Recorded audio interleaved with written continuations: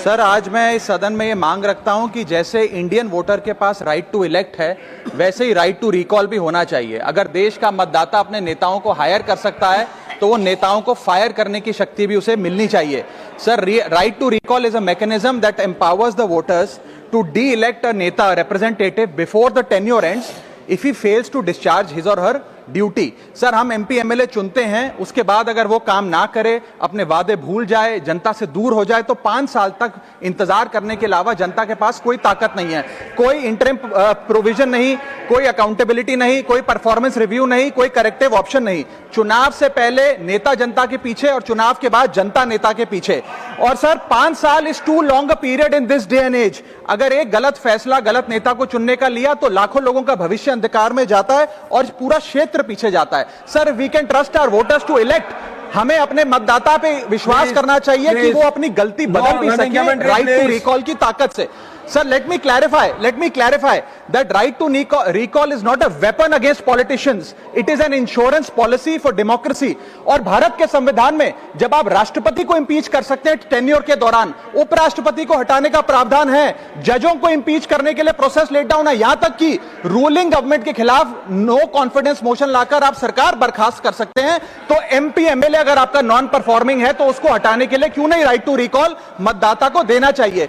दुनिया की 24 से ज्यादा डेमोक्रेसीज में राइट टू रिकॉल का मैकेनिज्म लागू है, जिसमें यूएस, कनाडा, स्विट्जरलैंड जैसे देश है। मैं आपको उदाहरण देता हूं सर, कैलिफोर्निया में गवर्नर क्रिस डेविस नाम के नेता 2002 में चुने गए। उनके कार्यकाल में मैसिव पावर कट हुए, एनर्जी क्राइसिस हुआ, बजट की मिसमैनेजमेंट और गन शूटिंग की वारदातें हुई। उसके चलते 1.3 मिलियन कंस्टिट्यूएंट्स ने एक पिटीशन साइन करके दी कि इन्हें रिकॉल किया जाए। वहां के चुनाव आयोग ने रिकॉल वोट कराया 7 अक्टूबर 2003 को और 55% मतदाताओं ने वोट किया कि इस नेता को बर्खास्त किया जाए। ग्रे डेविस को हटाया गया और आर्नल्ड श्वार्ज़नेगर को वहां पे गवर्नर बनाया गया। सर, मैं बता दूं कि हिंदुस्तान में भी इसका प्रेसिडेंट है। कर्नाटक, मध्य प्रदेश, महाराष्ट्र और राजस्थान में रिकॉल मैकेनिज्म ग्राम पंचायत के स्तर पे लागू है और ग्राम सभा के लोग मतदाता वोट करके उन्हें वापस बुला सकते हैं। सर, लेकिन इसका मिसयूज ना हो इसलिए हमें सेफगार्ड्स भी बनाने पड़ेंगे। एक थ्रेशोल्ड रखना चाहिए कि 35 से 40% मतदाता अगर साइन कर दे तभी राइट टू रिकॉल वोट करवाया जाए। नेता को 18 महीने के लिए परफॉर्मेंस पीरियड देना चाहिए, कूलिंग ऑफ पीरियड, जिसमें उसे ना हटाया जाए। स्पेसिफिक ग्राउंड्स फॉर रिमूवल होने चाहिए ताकि फ्रिवलेस ग्राउंड्स ना हो और रिकॉल कम से कम 50% वोटों के बाद हो। ऐसा होगा तो पार्टियां भी ऐसे लोगों को टिकटें देंगी जो परफॉर्मर्स हो, ना कि नॉन परफॉर्मिंग एसेट, और भारत की डेमोक्रेसी मैच्योर होगी, सिटीजन एम्पावरमेंट बढ़ेगा and recall will give the voter the power to fix that right now. Sir, मेरा रिक्वेस्ट यह है माननीय फाइनेंस मिनिस्टर से कि वो इनकम टैक्स में रियायत देकर या तो मिडिल क्लास को कोई रिलीफ दें, और अगर इनकम टैक्स में रियायत नहीं दे सकती हैं तो उसकी सेविंग्स और इन्वेस्टमेंट्स पे उसको बेनिफिट दें, उसे इंसेंटिव्स दें कि वो ज्यादा बचत करे, ज्यादा वेल्थ क्रिएशन कर पाए। Sir, fourth problem in this budget that I found was the budgetary allocation to health, which is low and which certainly needs a relook. Sir, आज हमने अपने टोटल गवर्नमेंट एक्सपेंडिचर का 2% हेल्थ को allocate किया है, लगभग 1 लाख करोड़ के आसपास। नेशनल हेल्थ पॉलिसी 2017 बताती है सर, और सरकार का ये अपना ऑब्जेक्टिव रहा है, गोल रहा है, that spending on public health should be 2.5% of GDP.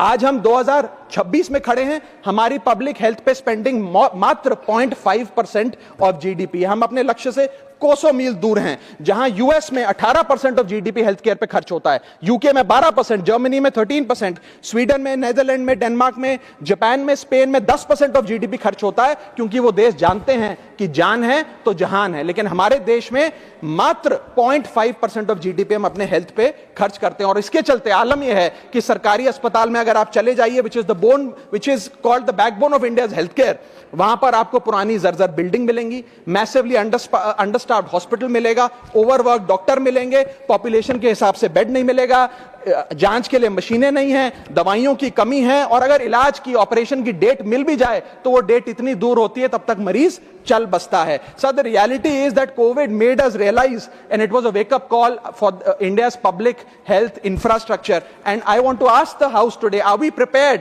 God forbid, if there were to be another pandemic or another big sort of raging pandemic in this country, and the answer to that is no। और private अस्पतालों की sir हालात ये हैं कि अगर आज आपको प्राइवेट अस्पताल अस्पताल में इलाज करना पड़े तो आपको लोन लेना पड़ता है, अपने घर के गहने, अपना रियल एस्टेट एसेट बेचकर पता नहीं कितने हजारों लाखों लोग हर साल भारत में गरीबी रेखा के नीचे चले जाते हैं, क्योंकि उन्हें एक हेल्थ इमरजेंसी के चलते प्राइवेट अस्पताल में इलाज कराना पड़ता है। सर, जैसे वन नेशन वन इलेक्शन इस देश में लागू किया जा रहा है, वन नेशन वन टैक्स की ओर हम बढ़ रहे हैं, वैसे ही one nation one medical treatment की ओर बढ़ना चाहिए। सबको नंबर 1 मेडिकल ट्रीटमेंट देश में मिले, ऐसी व्यवस्था बननी चाहिए। सर, मेरे 4 सुझाव जो आपके माध्यम से मैं वित्त मंत्री को देना चाहूंगा। पहला सुझाव है, put all land and property records of India on blockchain. एक blockchain based land registry ledger बनाइए। पहले 10 मेजर राज्यों शहरों से शुरू करिए, महानगरों से और टियर 2 सिटीज से, जिस ब्लॉकचेन लेजर में हर रिकॉर्ड, हर सेल, हर म्यूटेशन, हर इनहेरिटेंस को एक डिजिटल रिकॉर्ड बुक में डाला जाएगा, जो एक ब्लॉकचेन लेजर होगा, जो टाइम स्टैम्प्ड होगा, टेम्पर प्रूफ होगा, 100% ट्रांसपेरेंट होगा और रियल टाइम प्रॉपर्टी ट्रैकिंग आप उससे कर सकेंगे, जिसके चलते इंस्टेंट टाइटल वेरिफिकेशन होगा।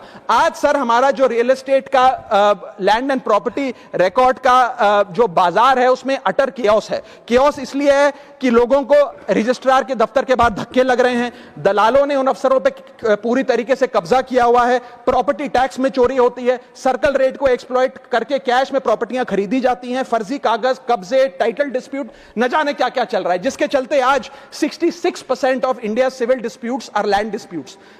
45% of properties lack clear title in India. India ranks 133 out of 190 in property registration efficiency. 48% of our properties are under dispute, and the average time taken by civil courts to resolve these disputes is 7 years. And 6.2 crore property documents are pending digitization. वो तहसीलदार के दफ्तर में पड़े या registrar के दफ्तर में, उनका डिजिटाइजेशन अभी तक नहीं हुआ। इन सारी बीमारियों का एक ही दवा है, that is national blockchain registry, जिसके चलते प्रॉपर्टी डिस्प्यूट समाप्त होंगे, मिडिल क्लास की वेल्थ अनलॉक होगी क्योंकि वे और ब्याज पे पैसा ले पाएंगे, प्रॉपर्टी टैक्स की कंप्लायंस बढ़ेगी और रीट्स जैसे इन्वेस्टमेंट व्हीकल्स को ब्लॉकचेन वेरीफाइड टाइटल मिलेंगे, उसमें भी बढ़ोतरी देखी जाएगी। इसी के साथ साथ सर दुनिया के कई देशों ने इसे लागू कर दिया है। स्वीडन में यह लागू है, जहां पर एक दिन में आप प्रॉपर्टी का ट्रांजैक्शन कंप्लीट कर सकते हैं, वहां डिस्प्यूट रेट 2% है। जॉर्जिया में है, जहां 3 दिन में प्रॉपर्टी का ट्रांजैक्शन खत्म हो जाता है, डिस्प्यूट रेट 1% है। और यूएई में है, जहां 10 मिनट में आप अपनी प्रॉपर्टी खरीद बेच सकते हैं, वहां डिस्प्यूट रेट 1% से भी नीचे। और वहां हिंदुस्तान में प्रॉपर्टी बेचनी हो तो 2 से 6 महीने लगते हैं और 48% डिस्प्यूट रेट है। सर, मेरा दूसरा सुझाव है inflation linked salary revision act. Bharat में वेजेस को इंडेक्स करिए महंगाई से। वित्तीय वर्ष 18 से लेकर वित्तीय वर्ष 26 में हमने देखा कि real wages for the salaried class में 16% की गिरावट आई। ये गिरावट का मतलब इन सालों में जितनी महंगाई थी, जिस स्तर पे महंगाई बढ़ी उस स्तर पे वेजेस नहीं बढ़ी, जिसके चलते 16% की गिरावट रियल वेजेस में देखी गई। इसीलिए mandatory wage indexation formula is the need of the hour and the government must look at it. इसके चलते तमाम फॉर्मल सेक्टर्स में, corporate, shops, factories, gig workers, सबको इन्फ्लेशन इंडेक्स वेज हाइक मिलेगा। और सरकार के मुलाजिम को तो मिलता ही है, हर साल डियरनेस अलाउंस मिलता है, उसके बाद आप हर कुछ सालों में पे कमीशन लागू होता है। इससे आप 20 करोड़ आबादी, which is 45% of India's total workforce, आप उसे एड्रेस कर पाएंगे। सर, इसी के साथ साथ मैं बताना चाहता हूं कि दुनिया के कई देशों में यह पहले से ही लागू है।